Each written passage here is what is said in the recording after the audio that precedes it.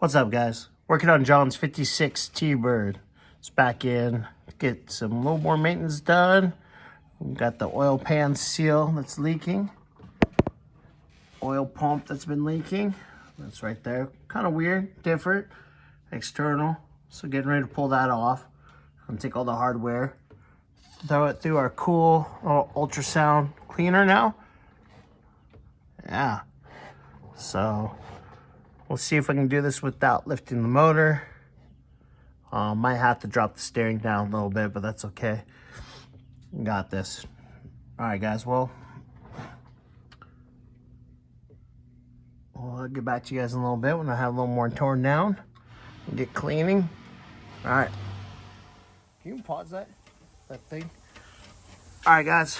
Well, got the oil pump off.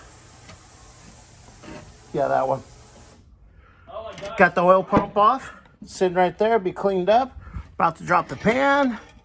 Let's see. You want to hold this for a second? Let's see if we can slide this out without all the other. Yes. Let's find out. Nope. All right. Well, we'll have to get back to you on that one. I do got to remove the steering. Scotty was right. Scotty's right and he's smart.